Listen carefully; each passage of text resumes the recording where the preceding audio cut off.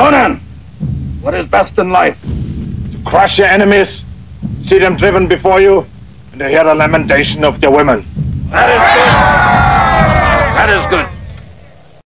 Welcome to Wahoo Warrior. This is a video just describing my 2,500 point dwarf army that I'm planning to take to the Shiloh Slaughter GT in January. I'm taking them down to Kansas City next weekend on the 13th for a one-day, three-game, 2,500 point tournament. It's a preparation tournament for the Shiloh Slaughter. It's also the end cap of a four tournament escalation series, so I'm pretty interested and excited to be there for that, being able to make it. The thought process behind my dwarf army list is basically a shock and awe type of approach. I'm going to hopefully in an early first or second turn demoralize my opponent, which happens quite a bit when your mega unit is damaged or destroyed. And I'll explain to you in more detail how I plan to do that. But this is basically a twist of a dwarven gun line that's a little bit different. I've got the shooting, and well, it is a dwarf gun line. Don't have much in the way of combat blocks, but I'm doing it a little differently than I've seen anybody do as of yet on YouTube or anything. So I'll go ahead and explain my choices and how I plan to make it work. And I got some examples here towards the end of just that. So to get my core choices, I've got 23 Thunders. Thunders are the shooting unit. They've got shields, so they can rank up and hold their own as far as not dying quickly. I plan to put a runesmith in there to give them armor piercing, but their main role is to just be a non-flaming shooting attack. So when I get into the descriptions of my main battle plan, every now and then I'll face some armies that are going to be like Chaos Dwarves or a Dragon Prince Knight Bus, Mega Death Star type of thing, and I need to have a alternate plan of my battle plan, even if it's a little bit weaker. So there's the Thunders, and that's pretty much why they're included in the army list. As long as they're near the 12-inch bubble stubborn banner, then they should be fine. They should hold out for a while. The rest of my core selection is 20 Longbeard Great Weapons. The Longbeards, their banner doesn't even have a rune on it. Got to conserve the points, and they've got a unit champion. So if a runesmith or my general ends up having to fall back into this unit, they'll be able to help protect him with the unit champion. But they're just here for when if my stubborn shooting blocks, thanks to the banner on my BSB, are locked in a long-term combat, then I've got some high strength support to come in and assist. And I've got to fill the core. I was thinking of crossbows with great weapons, but I like the Longbeards in that they're kind of a backup BSB when it comes to panic, and they're immune to psychology. So as long as they're close to a unit, I can help reroll. So here's the bread and butter of my army list, and the heavy workload is going to be on these guys. And it's 19 Iron Drakes with full command, unit champion with Trollhammer Torpedo. Their banner is 2 runes of slowness. So if you're not familiar with runes of slowness, 2 of them allows me to roll 2 dice, keep the highest, and minus that from any charges against them. Very, very powerful on a Iron Drake unit, in my opinion, in that my stand and shoot is I don't take the -1 for dwarf crafted weapons, and these guys are quick to fire. So no matter what range you are charging me at, I'm going to be able to stand and shoot against you. Combined with my character choices, which is the special character Grim Burlixen, allowing these guys to reroll misses, I think it's going to be devastating. But it all kind of hopefully will work together, and I'll get into my battle plan in a little bit. But yeah, these guys are nice. They take up all my rare, just about. I do have a ranger, a little unit of rangers and an organ gun, but they pretty much suck up all my rare. And so for my special choices, I don't really have much. I'm not going with hammers, anything like that. I'm going with the 5 slayers, and they do have a unit champion. I am planning to conga line them. I'm going to deploy them in a conga line, so there's not going to be any surprise. It's not like there's a unit of 25 here and then I decide to conga line them. They are easily avoidable by somebody who's attacking me, but they can do what they need to do. Basically, get in the way, protect some war machines, or protect a flank. And in probably 9 out of 10 games, these guys won't even be in combat. They'll probably get shot to death. But for the points, for the ability to make somebody have to deal with them and to save the day with the unbreakable, I think it's worth the points I've invested in them. Then I've got 5 rangers, and I put a standard on these rangers just because many of the scenarios that we've been playing down in Kansas City, I think Shiloh might be leaning towards fortitude as well, is like units that with the tokens, and you capture tokens and you can run away with them and whatnot. You need to be able to generate fortitude to be able to do a lot of those things. So I was going to run 2 units of rangers, both with standards, but the more I thought about it, I ended up dropping the other unit of rangers, and I was able to fit that organ gun in to help complement my shock and awe type approach. Because after I did some play testing, I wasn't doing the amount of damage that I kind of was hoping to do in the first. I mean, I was doing a lot, but not as much as I was hoping to do to really demoralize an opponent in round 1, which is the overall objective, is to basically make somebody say screw it and make bad decisions after that. I have done it, but anybody watching this video has done it to themselves. They realize after the battle, like, what was I thinking? I shouldn't have kind of gave up. I wasn't out of it. I still had this, that, and everything. But here's a war machine line. 2 cannons, both with forging. One's got stalwart on it, so I don't repeat the runes. Neither one of them are fire, since I've got fire attacks all over the place. Got a grid thrower with the rune of accuracy and a rune of fire. And then I've got an organ gun with no runes on it at all. And it's a bare bone organ gun. And the reason I'm doing that is mainly because of the Banner of the World Dragon. My Iron Drakes and this organ gun will still rape a small unit with a World Dragon, because there's no magic. Against Ethereals,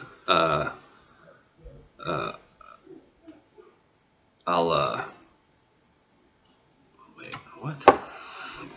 At the reels, it won't really help me, but I have some magic weapons sparsed out in my shooting units. I'm not worried about getting march blocked by Ethereals, and I'm not too worried about them charging into me, since I do have I'll have a magic weapon in each, basically in each unit. Yeah, I did kind of want to put a rune on there to shoot at the reels, like Hex Race, but I just have to deal with them with cannonballs and grape shot off my other rune weapon armor things if I have to do that. Okay, so anyway, character choices. Got 2 runesmiths. 1 runesmith with a great weapon. He's going to go into the Thunders to give them a little choppy support, and then I've got a runesmith with a shield. The runesmith with the shield he's got a couple things going on. Both the guys have the Spell Eater rune, and the one with the shield, who's going into the Iron Drakes, also has a Master Rune of Passage. Now, the Master Rune of Passage is a 10-point item. That seems kind of, why would dwarves need that? But the tactical ability to be able to deploy my unit in a river or a marsh and make you come into them as I'm blasting you, and I'm not taking any dangerous terrain checks because I automatically pass all dangerous terrain checks, is pretty cool. And also, since I'm planning to vanguard my Iron Drakes out and slowly roll them backwards. If somebody casts a spell on me, which makes me take dangerous terrain checks, I will always pass it. So for 10 points, it gives my army, my super unit that I'm planning to do all the work, even more options. Put them in a poison forest.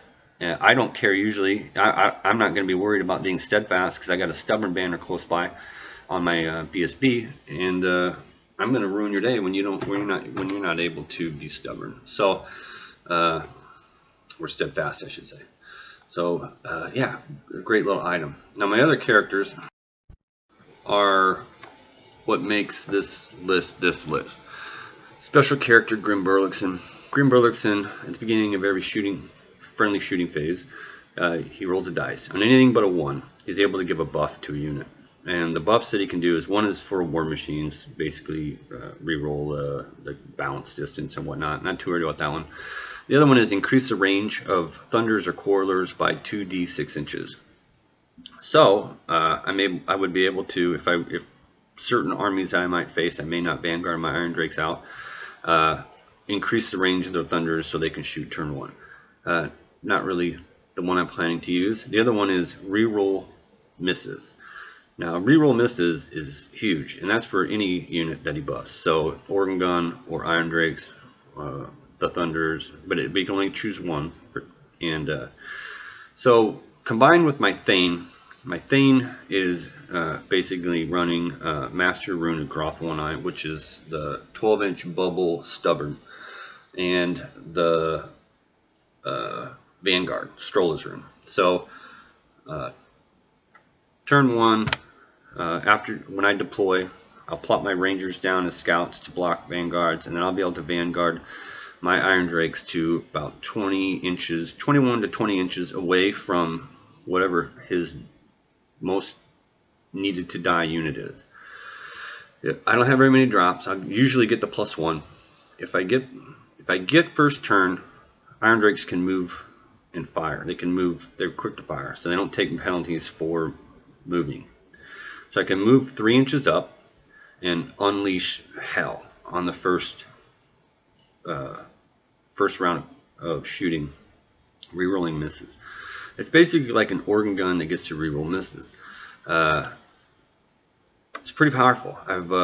Every time I roll the dice up, I'm killing quite a bit of models, and it's strength 5 armor piercing. Brutal. So I kind of deployed an army as if I was playing a game, just kind of a quick setup. If I set up my Slayers to the side in conga line, that kind of protects my whole side there. I'll have turns as they're moving up to try to maneuver around to make sure I keep people in my front arc. I don't care if they're in my front arc or not, as long as they're in the way and they're not so powerful they're going to run right through me. Then my Thunders would be there. It's 24 because I need the bodies for the core. With a organ gun, I got a Grudge Thrower back there, and the Grudge Thrower is a semi-fickle but very versatile and powerful tool in my toolbox. It's good against infantry. It's good against monsters. It's a catch-all. And then I got the organ gun. I get to entrench one thing with my Master Engineer special character, so that gives a -1 to be hit for the whatever I entrench. I'll probably be the organ gun usually, and -2 for shooting, and then -1 in close combat. My Iron Drake unit is going to be in the center. I've got the gyrocopters. One on the left would be Vanguard. I'm planning to Vanguard it. Then one on the right does not Vanguard, so that's kind of why it's over to the side. It's going to be mainly for last ditch blocking and protecting my right side against fast moving like Dark Riders and things like that. I got my great weapons here just in this example to kind of hold the right side, because I'm where I place them, I'm still trying to figure out how I'm going to do it. I also don't have a hill or anything as a central piece or any terrain on the board. The terrain will dictate some of my deployment. And like I said, with the Master Rune of Passage, I'll put my Iron Drakes in almost any terrain and not give a crap. It protects me from dangerous terrain, and I can use that to my advantage. So the Rangers are 70 point, well 80 point with a banner, super value unit, I think. I've got crossbows and throwing axes. But who cares? I mean, against a saber tusk or something, they'd be able to do a stand and shoot, and hopefully maybe kill it. They got great weapons, so they could maybe kill it in close combat. But their main thing is to keep vanguarders from globbing into the front of the board and making my mega unit and my other units have to shoot them out of the way turn one.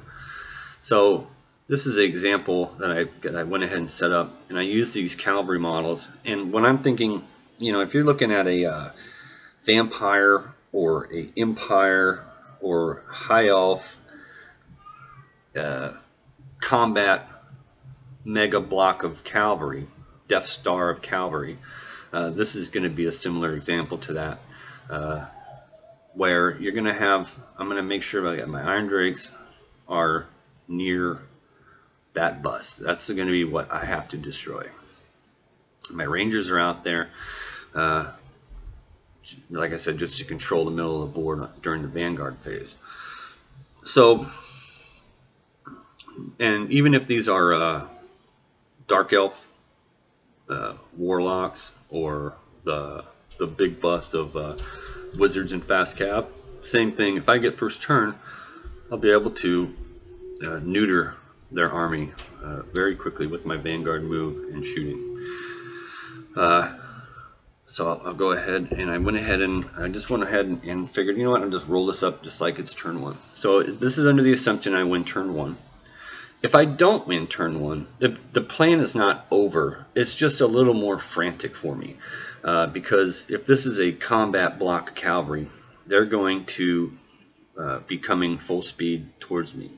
And there's two things, you know, and then I'll get into that if they charge the Rangers or if they just run right by them, and I'll get into that in a sec. But so assuming I win turn one, I get the +1, and this is basically what will happen. And in half the games, I will win turn one, and I think I have an edge towards winning it more than half.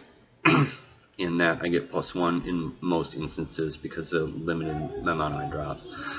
So this would be a Dwarf turn one. I vanguarded my Iron Drakes out to 20 inches or so. I go ahead and move them up 3 inches, and I keep the 20 inches just in case they do win turn one.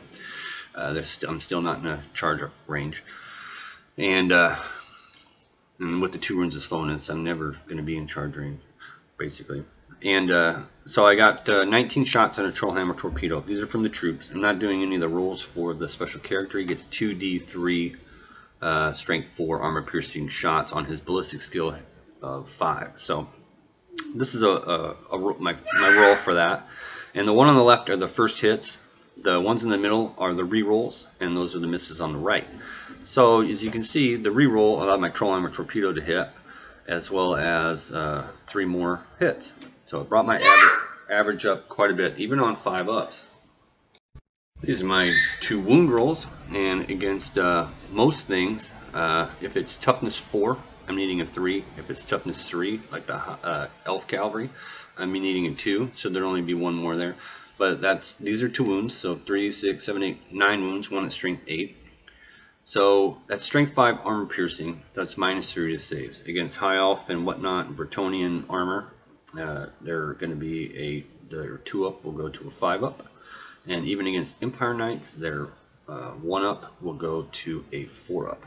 So half of those would wound. So on this here, using the 2-up armor, I was kind of thinking the vampire counts, Death Star, and the high elf one when I was kind of making this little video. But I mean, the dice are there. So even on the 1-ups, these are the armor saves. I believe. Yeah. So then I throw the armor saves. You know, needing a 5-up, and there's a lot of failures. So you're going to be removing a lot of models from that unit. Now, I started this one with there was 4 ranks. A lot of people run it in 3 ranks. In 3 ranks, at this point right now, after that first round of shooting, even without the organ gun, I can sniper characters with my cannons. With 4 ranks, I need to kill a few more, and that's what the organ gun is for. So the organ gun pluck out a few more wounds, and then I just haven't fired my cannons yet, and I'm reserving those cannons. So like if I'm playing against vampire counts and whatnot, if I don't get that unit down to a size where I can snipe those characters, I'll shoot them at bar guys. If I'm playing undead, the undead type of thing, take out those monsters or high elves, I'll shoot them at Frostheart Phoenixes. If I don't get that unit down, but if I get it down, this is just I threw some organ gun shooting. I think I rolled 10 shots. Only hit with 3. I don't know if that's under average or not. But then I still wound with 2, and I take off another model or 2. But getting back to what I was saying, yeah. So the cannons could shoot at the Frostheart Phoenixes, other cannons against ogre players. Try to knock out their cannons. If I don't get that bust unit, whatever it is, protecting their main characters, casters, or combat guys, down to a ignore their lookout sir, because the unit champion does not count for the ignore lookout sir. It's got to be against normal things 5 models, 5 rank and file models.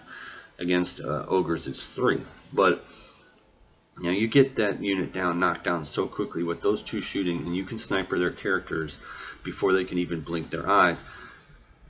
Even if they've got a viable army on the board, they're not going to be into the game. So going to what would be their turn, they could do a couple things here, and if they make a giant mistake, they will desperately declare charge against the Rangers trying to get into combat to preserve their unit and to maybe try to overrun them out of the way of the death, even though I can reform and fire because I'm quick to fire. It may seem like something they want to do. A lot of people do charge the chaff. So if they declare a charge against this chaff, I will flee. And by fleeing, they will fail charge. If they redirect towards my Iron Drakes that are 20 or 18 inches away, that's a very, very long charge. I will stand and shoot. I'll be hitting on 5s. I don't get the reroll for the stand and shoot, but I'll still be hitting on 5s, and I will kill more guys, and they're not going to make it because I got 2 runes of slowness on me. So even if they roll boxcars and they have an 8-inch move, that's 20. All they need to do is roll a 3 on 2 dice. Keeping the highest, and they fail. They're more dead, and then the next round they're just deceased. I will reroll my misses, and I will destroy that unit.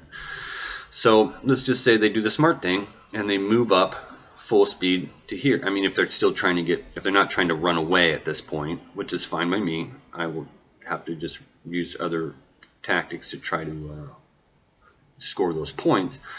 But who wants their vampire blender lord running away? So they move up full speed ahead, and they go their maximum move. They ignore the ranger bait, and they head towards what is causing them so much pain, and they want it wiped off the face of the earth.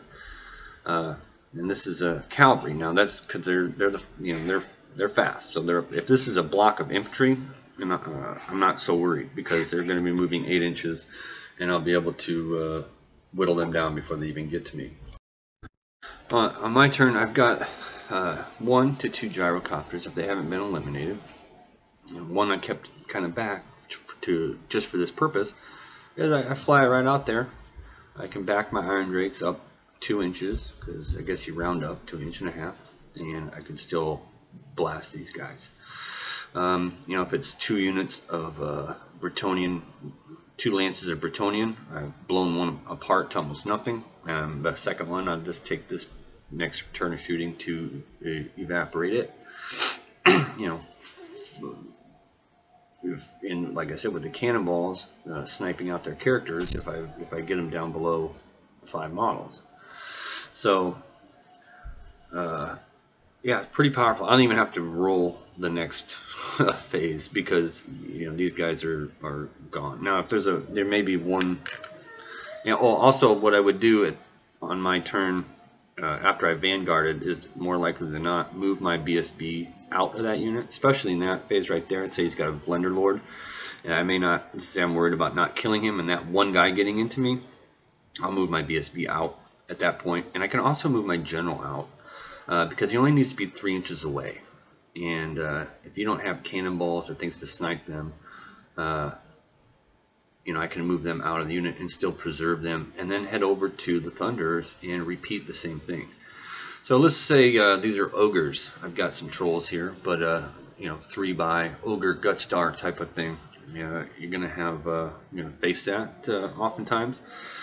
First turn, you know, if I lose first turn, they're gonna go advance full speed up, and then I'll just put my rangers in front of them. If they launch a saber tusk or something at the rangers can handle saber tusk, and I got the 2 copters to sacrifice themselves.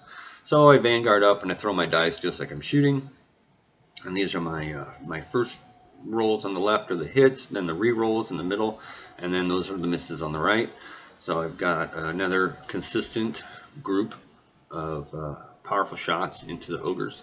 Now the ogres are toughness 4, so I'm wounding them on 3s, and they're not going to have any armor save against my shooting. So there's the 2 wound rolls, and then I went ahead and rolled my special character shots as well. Yeah, he's normally hitting on 2s, long range 3s, and so he got a couple. Or no, the Trollhammer Torpedo is the gray one. So it wounded because it's strength 8, and then it does D3 wounds, so it did 2. So take the wounds off there. That's quite a bit of wounds for an ogre gutstar in turn 1 before he even gets to move. And I'm taking off 3 guys with my shooting, and I think I went ahead and rolled the organ gun or my special character's 2d3 strength 4 shooting, and it removed another one. So you know, if you've got the 3 character gut wall plus 2 more in the back, like a BSB, sometimes they have 2, sometimes they have 1. Well, not characters, but you gotta, yeah, if you've got 3 characters in the unit, that's what I should say. You are barely holding on to not getting sniped with cannonballs at this point.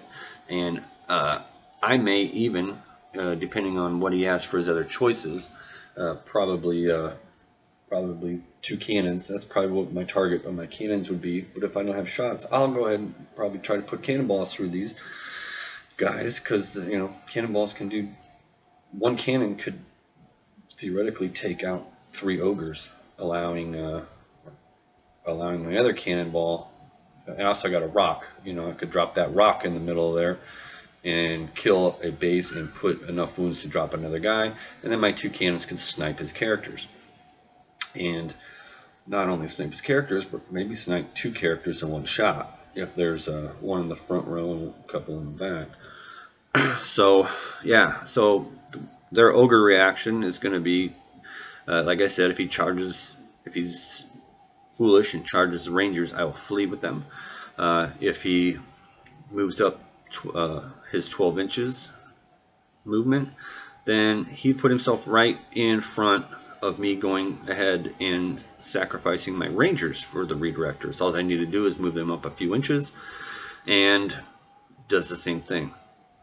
So here's just my thunders. So the thunders are basically my counter to